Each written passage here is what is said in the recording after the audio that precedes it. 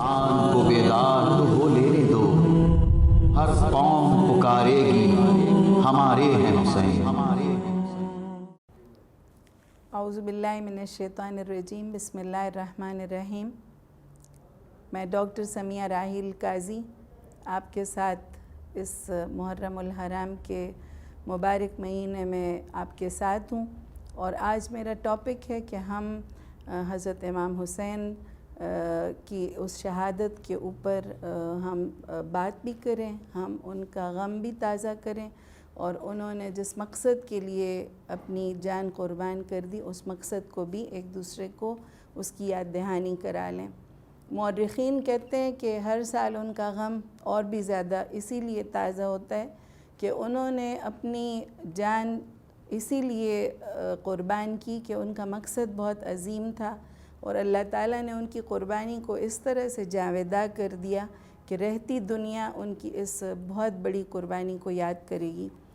اور وہ کسی شاعر نے کہا ہے کہ دنیا کی ہر زباں پہ ہے قبضہ حسین کا، تو جیسے ہی محرم آتا ہے اور جیسے ہی اسلامی سال کی ابتدا ہوتی ہے تو ہر جگہ پر ان کا ذکر جو ہے وہ گونجتا ہے، اور ہر جو مظلوم قوم ہے وہ حضرت امام حسین کو اپنا سمجھتی ہے اور اپنے لیے مشعل راہ وہ اسے بناتی ہے۔ مجھے بہت اچھا لگتا ہے کہ جب اقبال کا ہم وہ ذکر کریں کہ ان کی شاعری میں حضرت امام حسین کا ایک بہت بڑا یعنی حصہ ہے اور بہت ہی خوبصورت حصہ ہے، کہ وہ کہتے ہیں کہ غریب و سادہ و رنگی ہیں داستان حرم، نہایت اس کی حسین ابتدا ہے اسماعیل۔ اور ایک اور جگہ وہ کہتے ہیں کہ امام عاشقاں پر بطول، سرو آزادی زبستان رسول۔ اور ایک اور جگہ وہ فرماتے ہیں کہ موسیٰ و فرعون و شبیر و یزید، این دو قوت از حیات آمد پدید۔ اور ایک اور جگہ وہ فرماتے ہیں کہ تا قیامت قطع استبداد کرد، موج خون او چمن ایجاد کرد، خون او تفسیر این اسرار کرد، ملت خوابیدہ را بیدار کرد۔ اللہ کرے کہ ہم جب ان کا غم منائیں، جب ہم ان کی یاد کو تازہ کریں تو ان کے اس مقصد کو ضرور ہم سامنے رکھیں، ورنہ تو اگر صرف ان کی ذات ہی اہم ہوتی تو وہ اپنی عزیز جان کو قربانی کیوں کرتے، لیکن انہوں نے اپنے مقصد پر اپنی جان کو اور اپنے خاندان کی جان کو عزیز رکھا۔ اس مقصد کو ذرا سمجھ لیتے ہیں کہ وہ مقصد کیا تھا جس کے لیے انہوں نے اپنی جان قربان کی۔ سب سے بڑا مقصد جو ہمیں نظر آتا ہے وہ یہ کہ وہ ریاست کے مزاج، مقصد اور دستور کی تبدیلی کو انہوں نے دیکھا کہ جو حضور نبی کریم صلی اللہ علیہ وسلم جو دین لے کے آئے تھے، اور اس کے بعد جب وہ خلفائے راشدین کے زمانے میں جو نظام حکومت تھا، اس گاڑی کو جب پٹڑی بدلتے ہوئے حضرت امام حسین نے دیکھا تو انہوں نے اس کے آگے بند باندھنے کا فیصلہ کیا، اور کچھ پرواہ نہیں کی کہ وہ ان کی جان جاتی ہے یا ان کا خاندان قربان ہوتا ہے، لیکن انہوں نے اس کے آگے مزاحمت کا فیصلہ کیا۔ پھر جب ہم دیکھتے ہیں کہ یعنی اصل جو غلطی تھی وہ کہاں سے شروع ہو رہی تھی، تو انہوں نے دیکھ لیا تھا، ان کی بصیرت افروز نگاہوں نے دیکھ لیا تھا کہ یہاں پر اب انسانی بادشاہی کا آغاز ہو رہا ہے۔ باقی تو ساری چیزیں اسی طرح تھیں، لیکن جب انہوں نے دیکھا کہ ریاست کے مزاج میں انسانی بادشاہی کا آغاز ہو رہا ہے تو انہوں نے ڈٹ جانے کا فیصلہ کیا۔ یہاں پر مجھے بڑا ایک یاد آتا ہے ایک جملہ کہ جو ربیع بن عامر کہتے ہیں قادسیہ کے میدان میں جب وہ رستم کے پاس گئے تو ان کو کہا کہ آپ لوگوں کا مقصد کیا ہے، آپ لوگ کیوں آئے ہیں اور کس لیے اس زمین کے اوپر آپ کے نبی ان کا کیا دستور تھا اور وہ کس لیے آئے تھے۔ تو انہوں نے بڑے خوبصورت الفاظ کہے تھے کہ ابتعثنا لنخرج من عبادت العباد الی عبادت رب العباد، کہ ہمارے نبی اسی لیے اس دنیا میں آئے تھے کہ وہ ہمیں انسانوں کی بندگی سے نکال کر انسانوں کے رب کی بندگی میں دینا چاہتے تھے، اور ہم اس لیے آئے ہیں کہ وَمِن ضِیقِ الدُّنْیَا اِلیٰ سَعَۃِ الْآخِرَہ، کہ دنیا کی جو تنگ سی زندگی ہے اس سے ہمیں آخرت کے آفاقی نظام کی طرف وہ لے کے آئے، اور ہمارے نبی اس لیے آئے وَمِن جُورِ الْأَدْیَانِ اِلیٰ عَدْلِ الْإِسْلَامِ، کہ جو تمام نظام جو مختلف ہیں وہ ان کے ظلم سے نکال کر اسلام کے عادلانہ نظام کی طرف وہ ہمیں لے کے آئے تھے۔ تو مجھے یہ ساری چیزیں نا حضرت امام حسین کے اوپر بہت زیادہ فٹ نظر آتی ہیں کہ امام علی مقام نے بالکل اسی لیے سر دھڑ کی بازی لگانے کا فیصلہ کیا کہ انہوں نے انسانوں کو انسانوں کی غلامی سے نکال کر انسانوں کے رب کی غلامی میں دینے کا فیصلہ کیا۔ انہوں نے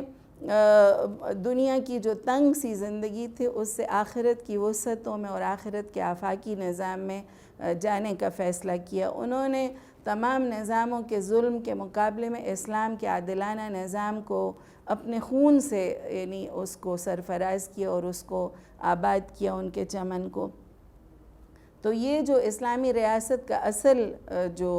مقصد تھا کہ زمین بھی اللہ کی ہے اور ہم بندے بھی اللہ کے ہیں، تو یہاں پر نظام بھی اللہ تعالیٰ کا ہونا چاہیے۔ اسی لیے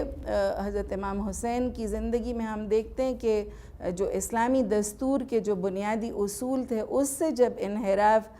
کیا گیا تو اس بنیادی جو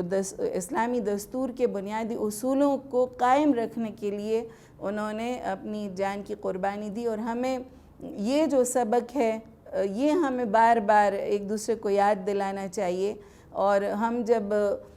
ان کو یاد کریں، میں تمام علماء سے، تمام ذاکرین سے، تمام ذاکرات سے سب سے اپیل کرتی ہوں کہ محرم کے ان دنوں کو ہم اپنے عوام کی تربیت اور اصلاح کا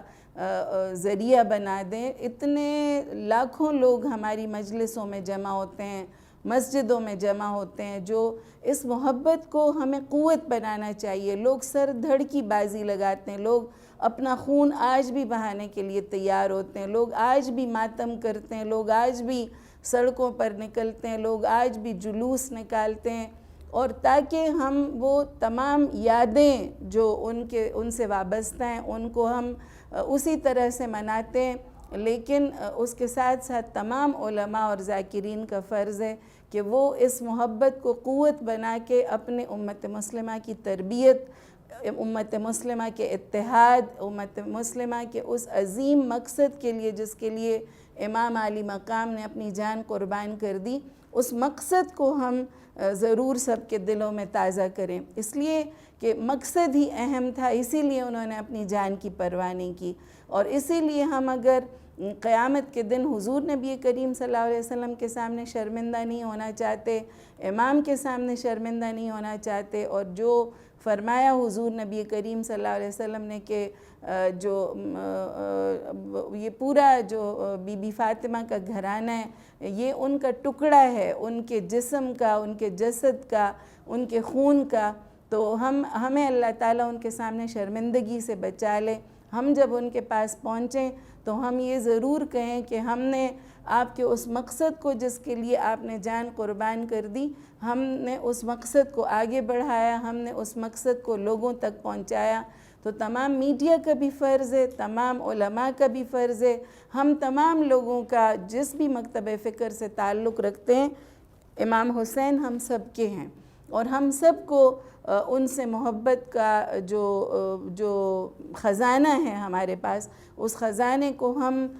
جی بھر کر لوگوں کی تربیت کے لیے استعمال کریں، اور اس مقصد کو بار بار ہم ریپیٹ کریں کہ جس مقصد کے لیے انہوں نے جان قربان کر دی۔ تو اس اسلامی دستور کے بنیادی اصول میں کچھ آپ کے سامنے پیش کرنا چاہتی ہوں کہ جس سے جب انحراف کیا گیا تو اس کے لیے امام علی مقام نے اپنی جان قربان کر دی۔ اس اسلامی دستور کے بنیادی اصولوں میں سب سے پہلا اصول ہے کہ وہ آزادانہ انتخاب، کہ اسلام کی روح سے جب بھی انتخابات ہوں گے، جب بھی الیکشن ہوں گے، جب بھی کسی کو منتخب کیا جائے گا تو وہ آزادانہ طور پر ہوگا، کسی کا کوئی پریشر نہیں ہوگا، کسی خلیفہ کا، کسی حکومت کا، کسی کا بھی، بلکہ جو بھی انسان کہتے ہیں آزاد پیدا ہوئے ہیں اور اللہ تعالیٰ نے ان کی جو انتخاب کی آزادی ہے اور رائے کی آزادی ہے اس کا پورا احترام کیا جائے گا۔ دوسرا ہے اسلام کے جو دستور کا دوسرا اصول ہے کہ شورائی نظام ہوگا، ڈکٹیٹرشپ نہیں ہوگی، اس میں شورا ہوگی، اس میں لوگوں کا مشورہ ہوگا، اور اس میں شورا ان لوگوں پر مشتمل ہوگی جو کہ صاحب الرائے ہوں گے، جو کہ اپنے معاشرے میں نیک نام ہوں گے، جن کا کوئی اچھا کردار ہوگا اور جن کا لوگوں کے اوپر اثر ہوگا، اور جو اپنی ذاتی اغراض و مقاصد سے بالاتر ہو کر عوام کی خدمت کے لیے اور عوام کی فلاح و بہبود کے لیے اپنی رائے یعنی پیش کریں گے۔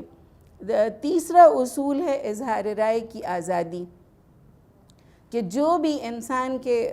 دل میں ہوگا اور جو بھی عوام کے لیے بہتری ہوگی، وہ چاہے خلیفہ ہو، چاہے حکومت ہو، چاہے حکمران ہو، اس کے خلاف بھی اور اس کے اوپر ان کی زد پڑتی ہو، لیکن وہ اپنی رائے کا بے لاگ اظہار کریں گے۔ چوتھی چیز کہ خدا اور خلق کے سامنے جواب دہی کا احساس، جو بھی شورا ہوگی، جو بھی حکمران ہوگا، جو بھی ذمہ دار ہوگا، اس کو اکاؤنٹیبلٹی کا احساس بہت زیادہ اس کے اوپر ہوگا، کہ وہ اللہ کے سامنے بھی اور بندوں کے سامنے بھی وہ احتساب کا نظام جو ہے وہ اسلامی دستور کا ایک بہت ہی بنیادی اصول ہے، کہ کوئی بھی حساب سے اور کوئی بھی احتساب سے بالاتر نہیں ہوگا۔ کسی کے خلاف بھی کوئی بھی کمپلینٹ ہوگی، کوئی بھی شکایت ہوگی، اس کا ازالہ کیا جائے گا۔ پانچویں چیز جو بہت ہی زیادہ اہم ہے اور جو آج کی زمانے میں بھی بہت زیادہ اہم ہے، کہ بیت المال ایک امانت ہوگی، یعنی وہ اسے مال یتیم کی طرح اسے سمجھا جائے گا، کہ بیت المال میں جتنا بھی پیسہ ہے، جتنی بھی اختیارات ہیں، جتنی بھی چیزیں ہیں، وہ اللہ کا مال ہے اور مسلمانوں کی امانت ہے، وہ کسی کی ذاتی جاگیر نہیں ہوگی، وہ کسی کی ذاتی چیز نہیں ہوگی۔ تو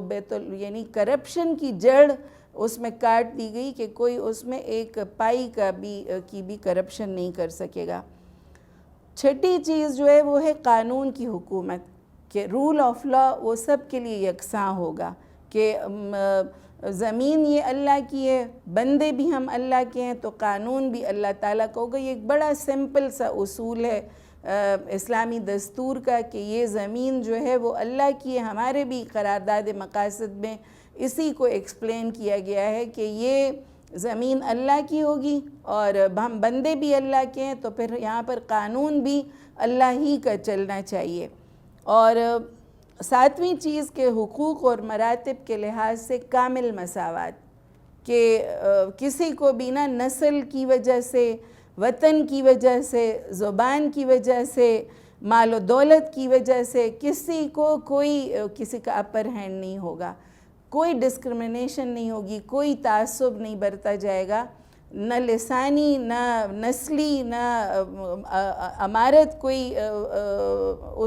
اس کی وجہ ہوگی، کہ سب بھی حقوق اور مراتب کے لحاظ سے یہ کامل مساوات ہوگی۔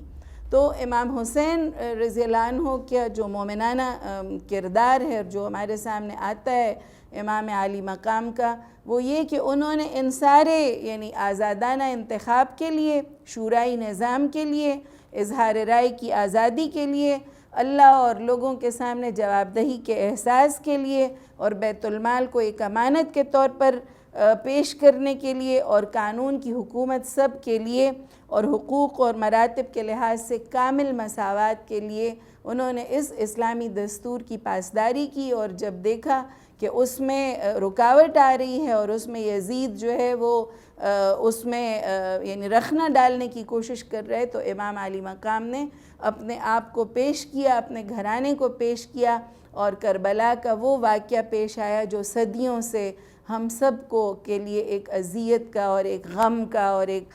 فکر کا اور ایک اس کا مقام ہے، کہ کیسے ایک وحشی انسان نے اور ایک سنگ دل انسان نے حضور نبی کریم صلی اللہ علیہ وسلم کے اس نواسے کو، کہ جنہوں نے ان کو اپنے جگر کا ٹکڑا قرار دیا تھا، ان کو شہید کر دیا، اتنی بے دردی کے ساتھ شہید کر دیا، ان ہونٹوں کو جن کو حضور نبی کریم صلی اللہ علیہ وسلم چوما کرتے تھے، اور وہ بچہ جو کہ حضور نبی کریم صلی اللہ علیہ وسلم سجدہ کہتے ہیں لمبا کر دیا کرتے تھے کہ جب تک وہ دونوں ان کے اوپر کھیلا کرتے تھے اور ان کے کندھوں پر سوار رہتے تھے.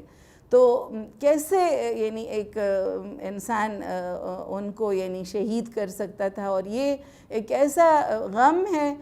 جو کہ شاید اللہ تعالیٰ نے اس کی یہ پذیرائی کی، ان کی قربانی کی کہ جب ہر سال محرم آتا ہے تو ہم سب کے وہ کہتے ہیں نا خون جگر کے ساتھ ہی ہم اس غم کو یاد کرتے ہیں. تو ہم انشاءاللہ اسی بات کو آگے بڑھاتے ہیں، لیکن تھوڑا سا ایک وقفہ لیتے ہیں اور وقفے کے بعد پھر حاضر ہوتے ہیں. انسان کو بیدار تو ہو لینے دو، ہر قوم پکارے گی ہمارے ہیں حسین. انسان کو بیدار تو ہو لینے دو، ہر قوم پکارے گی ہمارے ہیں حسین. السلام علیکم. ہم حاضر ہوئے ہیں ایک وقفے کے بعد، اور ہم بات کر رہے تھے کہ تمام ذاکرین کو، تمام علماء کو اور تمام میڈیا کو محرم کے ان دنوں کو بہت زیادہ استعمال کرنا چاہیے. وہ جو محبت دلوں میں ابل رہی ہے امام علی مقام کے لیے، ان کے گھرانے کے لیے، اس محبت کو ایک رخ دیا جائے، ان کی تربیت کی جائے کہ انہوں نے جس مقصد کے لیے اپنی جان کو قربان کیا تھا وہ مقصد کیا تھا. اس مقصد کو ہم بار بار لوگوں کے ذہنوں میں جانشین کریں، جاگزین کریں، تاکہ زیادہ سے زیادہ لوگ اس مقصد کی طرف کہ جس کے لیے امام علی مقام نے اپنی جان پیش کی. وہ ہم وقفے سے پہلے ہم دیکھ ہی رہے تھے کہ اس اسلامی دستور کی بنیادی خصوصیات کیا تھیں جن کے لیے اتنی بڑی قربانی پیش کی گئی. اور اس اتنی بڑی قربانی کو ہم ضرور یاد کریں. اور مجھے بڑا اچھا لگتا ہے ایک جملہ، ڈاکٹر علی شریعتی ایران کے ایک بڑے مفکر ہیں، ان کا ایک جملہ مجھے بہت اچھا لگتا ہے کہ وہ کہتے ہیں کہ شہادت دو طرح کی ہوتی ہے. ایک شہادت وہ جو امام علی مقام نے اپنی جان دے کر تو کربلا کے میدان میں پیش کی، اور ایک شہادت وہ جو بی بی زینب رضی اللہ تعالیٰ عنہ نے انہوں نے پیش کی اپنی زبان کی گواہی سے، جو یزید کے درباروں میں انہوں نے خطبے دیے. اور ہم جب دیکھتے ہیں کہ شیر خدا کی جو شیر دل بیٹی تھیں، وہ کیسے یعنی انہوں نے اس قافلے کو جو کہ اپنے سردار سے محروم ہو گیا تھا، جو بہت زیادہ ایک لٹا پٹا قافلہ تھا، کیسے ایک شیر دل خاتون نے اس کو منزل تک پہنچایا. اور پھر وہ کہتے ہیں کہ اتنا بڑا کردار ہے بی بی زینب سلام اللہ علیہا کا کہ اگر وہ نہ ہوتیں تو یہ کتنی بڑی قربانی کربلا کے ریگزار میں نعوذ باللہ یعنی تاریخ کے اوراق میں گم ہو چکی ہوتی. اگر ان کے خطبے نہ ہوتے، اگر ان کی وہ داستان نہ ہوتی، اگر وہ جو انہوں نے بہت زیادہ بہادری کے ساتھ جو ساری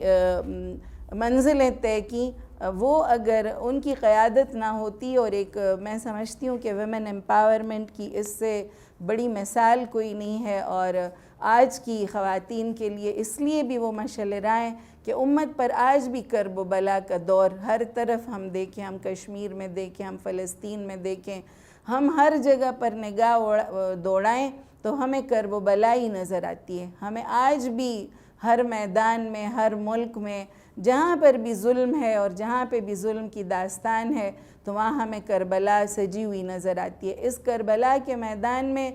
جتنا یعنی مردوں کا کردار تھا، اس سے بڑا عورتوں کا کردار تھا کہ انہوں نے پھر اس آگے پوری نسل کی تربیت کی. اور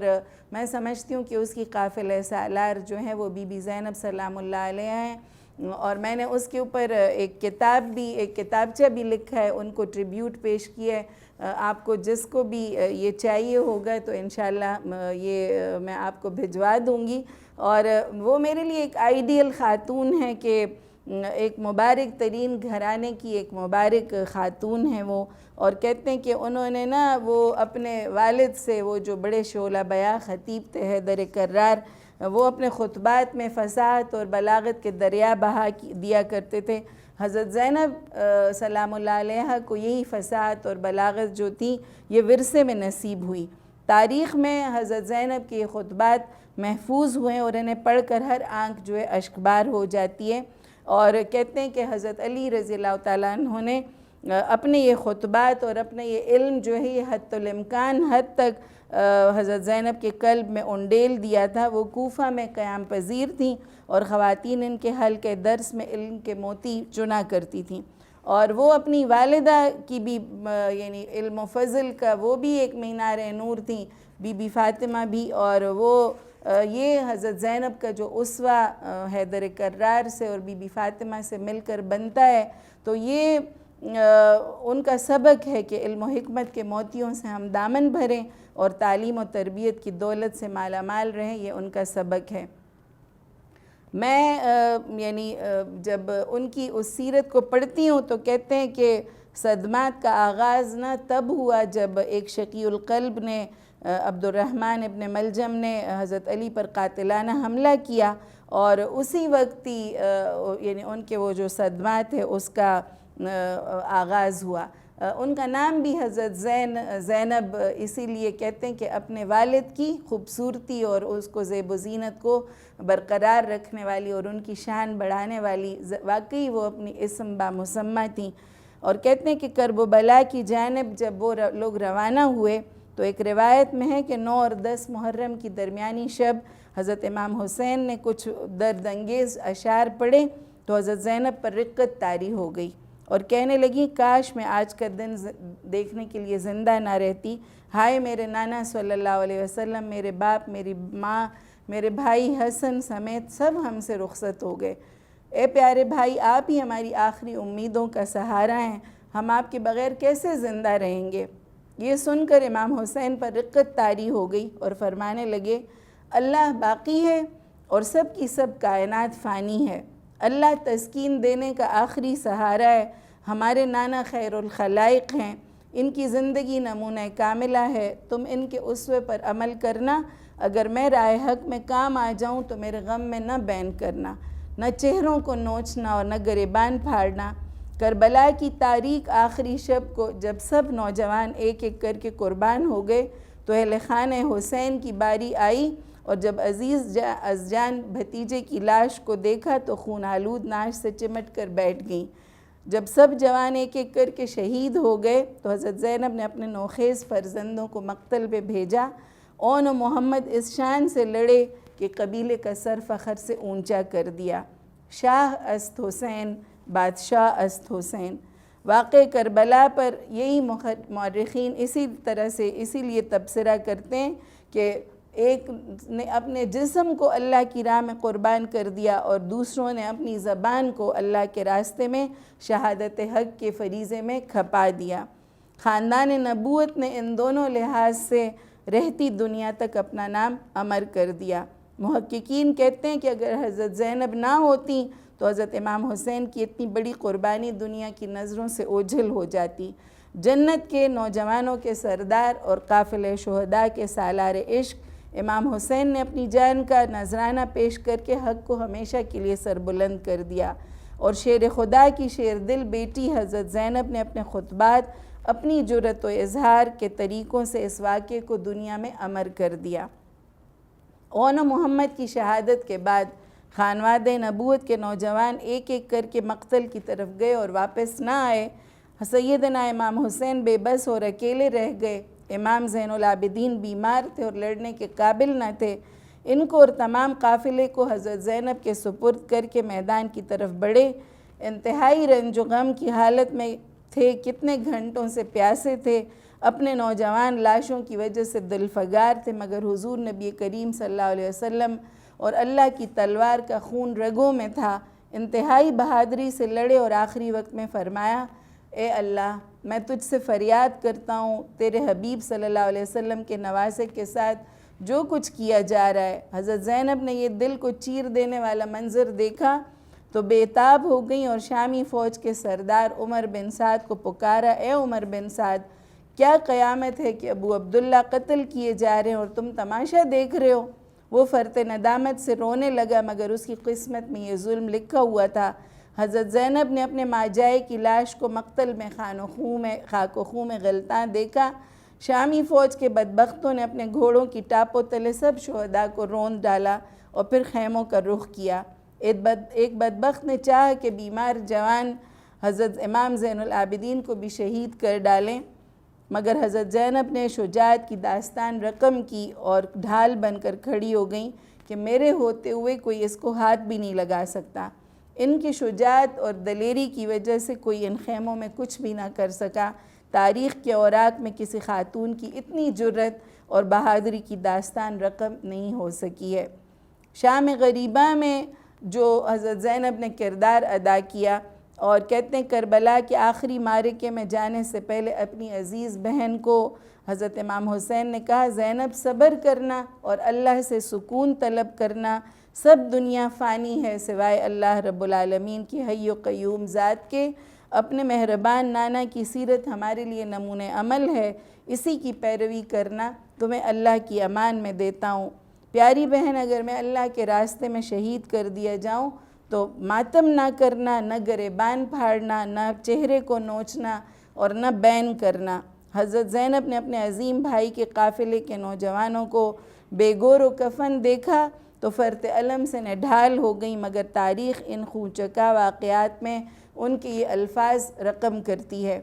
اے میرے عظیم نانا صلی اللہ علیہ وسلم، آ کر دیکھیں کہ آپ کے حسین کو اس کربلا کے میدان میں کیسے تہ و تیغ کر دیا گیا ہے، اس کا جسم پارا پارا کر دیا گیا ہے۔ آپ صلی اللہ علیہ وسلم کی بچیاں پابند سلاسل ہیں، آپ صلی اللہ علیہ وسلم کی اولاد کو قتل کر کے گرم ریگزار میں پھینک دیا گیا ہے، خاک و خوں میں غلطاں آپ صلی اللہ علیہ وسلم کی اولاد کو قیدی بنا کر ہنکایا جا رہا ہے۔ آپ کے الفاظ سن کر تمام مجمع بلند آواز میں رونے لگ گیا۔ جب یہ لٹا پٹا قافلہ کوفہ میں داخل ہوا تو اس بے بس قافلے کو دیکھ کر لوگ گریہ کرنے لگے تو حیدر کرار کی بیٹی کے ضبط کے بندھن ٹوٹ گئے اور شیرنی کی طرح گرج کر کہا،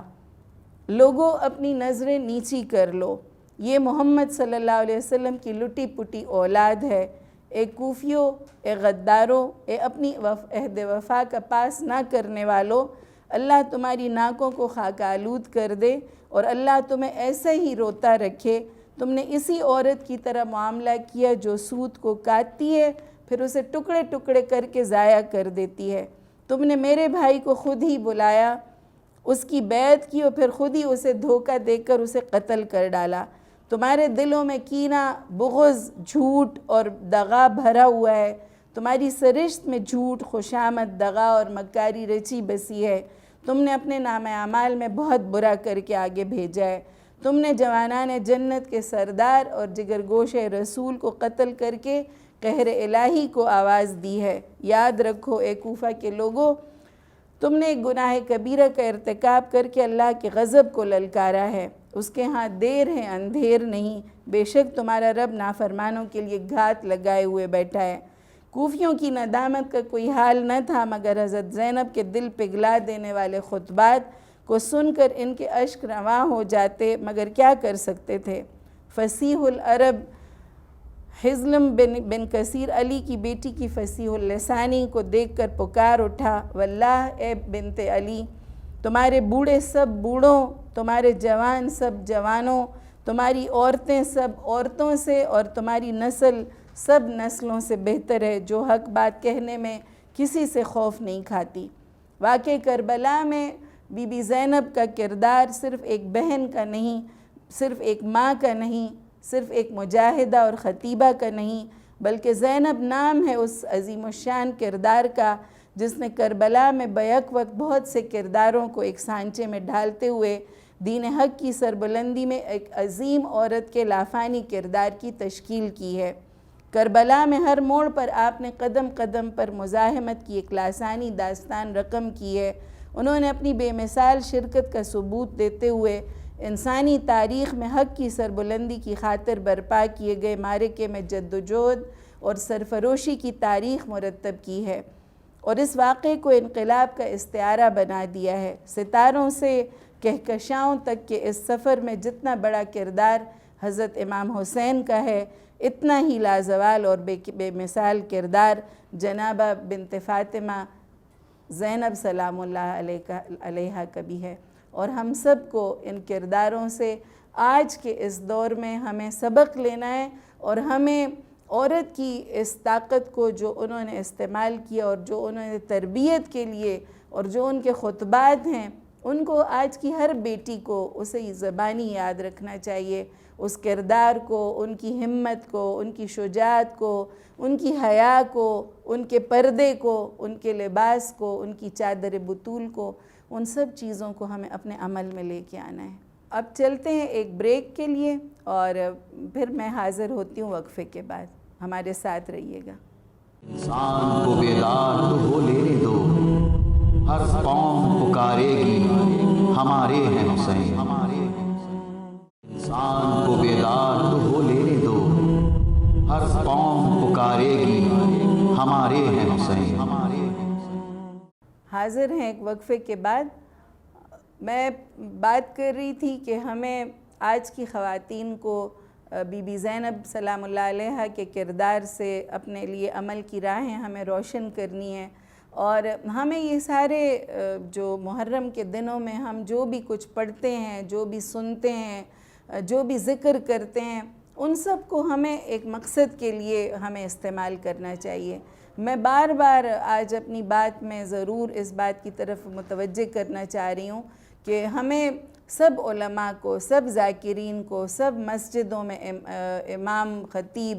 سب حضرات کو اور سب یعنی خواتین کو ہمیں اس محرم کو اپنے لیے تربیت کا ذریعہ بنانا چاہیے۔ تمام لوگوں کو امام حسین کی اس قربانی کے جس مقصد کے لیے انہوں نے وہ قربانی دی، ہم لوگ صرف واقعات میں ہی صرف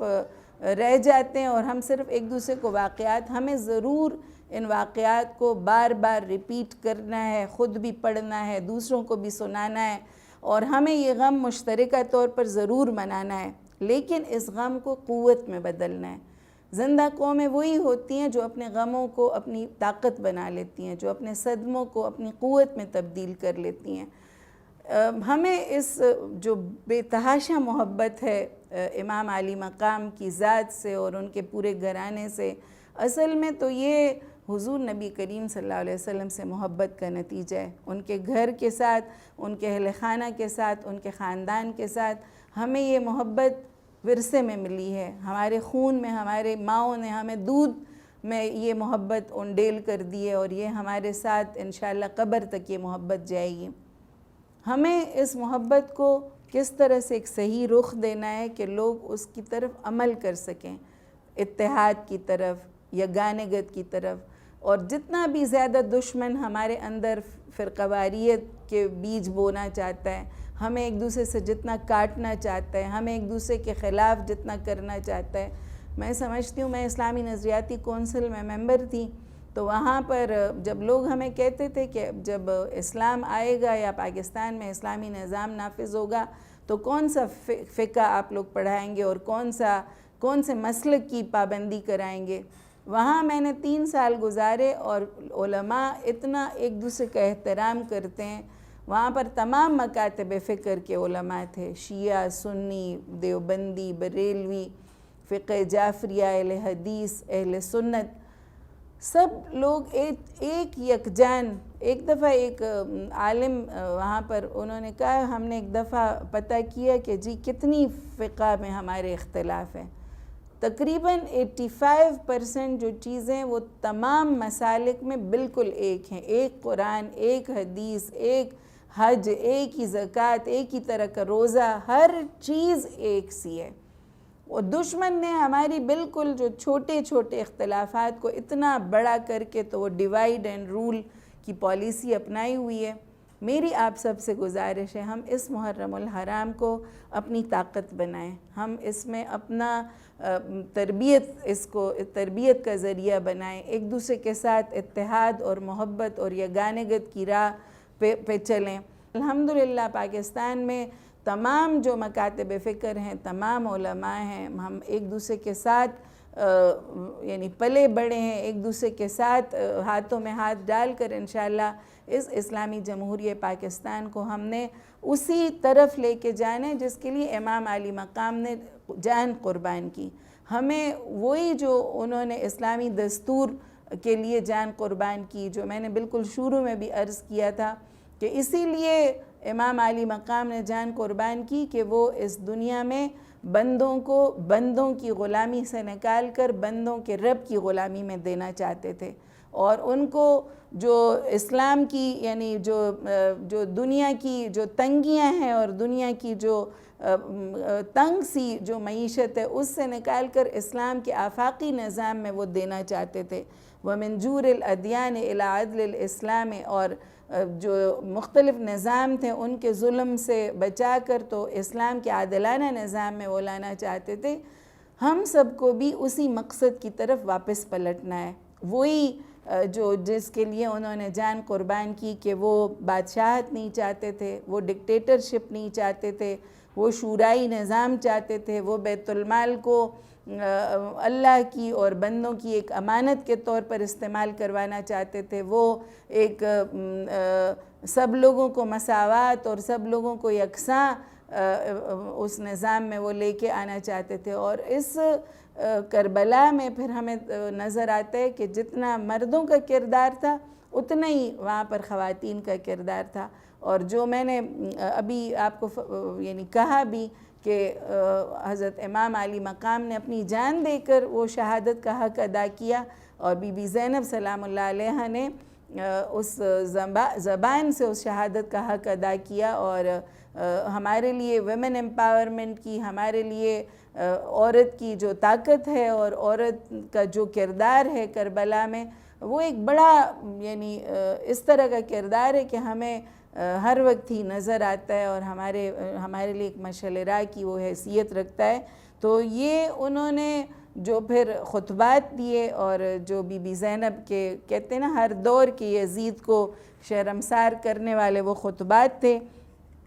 کہ حضرت زینب کے جو خطبات کوفہ و شام کے دربار میں لوگوں کو حیدر کرار کی یاد دلاتے رہے، اور آج بھی مظلوم لوگوں کی آواز بنے ہوئے مزاحمت کی راہ پر چلنے والوں کے لیے مشعل راہ کا کام دیتے ہیں. کہتے ہیں اسیران اہل بیت جب ابن زیاد کے دربار میں پیش کیے گئے تو ابن زیاد نے بڑی نخوت سے پوچھا کہ یہ عورت کون ہے؟ لونڈی نے جواب دیا کہ زینب بنت علی ہیں. ابن زیاد نے کہا اللہ نے تمہیں رسوا کر دیا. حضرت زینب نے بڑی دلیری سے جواب دیا کہ اللہ کا احسان اور حمد ہے جس نے اپنے رسول صلی اللہ علیہ وسلم کی وجہ سے ہمیں عزت بخشی. تم فاسق لوگ رسوا ہوئے اور عنقریب جھٹلائے جاؤ گے. ابن زیاد نے پھر ایک نشتر چلایا اور کہا کہ دیکھو تمہارے بھائی اور اس کے ساتھیوں کا کیا حشر ہوا. حضرت زینب بول اٹھیں اللہ نے انہیں شہادت کا بلند مقام عطا کیا اور عنقریب حشر برپا ہونے والی ہے، اور تم سب اللہ رب العالمین کے سامنے تنہا کھڑے ہوگے اور عنقریب تمہیں پتہ چل جائے گا کہ تمہارا کیا حشر ہونے والا ہے. ابن زیاد سرکشی میں بدمست ہو کر بولا کہ میرا دل ٹھنڈا ہو گیا. تو ام المصائب بے اختیار گریہ کرنے لگی اور فرمایا تم نے ہمیں ہمارے گھروں سے دربدر کیا، ہمارے بوڑھوں کو قتل اور ہمارے جوانوں کو خون میں نہلا دیا، ہماری جڑوں کو اکھاڑ کر تمہارا دل ٹھنڈا ہو گیا نا. اس کے بعد وہ امام زین العابدین کی طرف آیا اور کہا اسے کیوں نہ قتل کیا گیا، اور انہیں شہید کرنے کا حکم دیا. حضرت زینب شیر کی طرح دھاڑیں کہ مجھے قتل کر کے ہی اس تک پہنچ سکتے ہو، اور امام زین العابدین سے چمٹ گئیں. اس کے بعد طویل سفر کر کے اس بے کس و بے خانمہ قافلے کو دمشق پہنچایا گیا، اور روایت میں آتا ہے کہ 3 دن کے بعد یزید کے دربار میں پیش کیا گیا. ایک درباری نے فاطمہ بنت حسین کو قبضہ میں لینے چاہا تو حضرت زینب تڑپ کر بول اٹھی کہ پیغمبر کے خاندان میں سے کوئی بھی کسی کو لونڈی نہیں بنا سکتا. یہ سارے واقعات یہ ہم پڑھتے بھی رہتے ہیں، ہم سنتے بھی رہتے ہیں، ہمارا وہ کہتے ہیں نا جگر خون ہوتا چلا جاتا ہے، لیکن ان سب واقعات کو ہمیں پڑھنا ہے، ہمیں بار بار پڑھنا ہے، ہمیں ایک دوسرے کو سنانا ہے. ہمیں یہ ساری قربانیاں جو انہوں نے دیں اس صدمے کو ہمیں قوت بنانا ہے، ہمیں اس غم کو اس کو اپنی طاقت بنا کر تو ہمیں اپنے لوگوں کی تربیت کرنی ہے کہ انہوں نے کیوں یہ سارے غم جو تھے وہ انگیز کیے، انہوں نے کیوں اتنی تکلیفیں جو تھیں وہ جھیلیں؟ اس لیے کہ حضور نبی کریم صلی اللہ علیہ وسلم کی امت جو ہے وہ صحیح راستے پر چل پڑے۔ تو ہم آج ہماری بڑی بدنصیبی ہے کہ ہم وہ اتنی بڑی قربانی کو صرف واقعات کے اس میں یاد تو کرتے ہیں، واقعات کے تناظر میں، اور یہ بھی سمجھتے ہیں کہ جی ان کو یاد کر کے تو ہمیں ثواب ہوگا، لیکن جس مقصد کے لیے انہوں نے یہ قربانی دی اس کو ہم بھول جاتے ہیں۔ ہمیں اس محرم میں یہ عزم کرنا ہے کہ ہم نے اس غم کو بھلانا نہیں ہے، ہم نے اس غم کے جو پیچھے جو مقصد عظیم تھا اس کو یاد دلانا ہے، خود بھی اور اپنی آئندہ آنے والی نسلوں کو بھی، کہ ان میں بھی پھر وہ کہتے ہیں کہ تاکہ نہ پھر سے جو حسین جو ہیں وہ گودوں میں کھلیں، تو جو کہتے ہیں کہ بی بی فاطمہ کی طرح بن جانا، بی بی فاطمہ کی طرح بن جانا تاکہ پھر سے تمہاری گود میں پھر سے ایک حسین کھل سکے۔ تو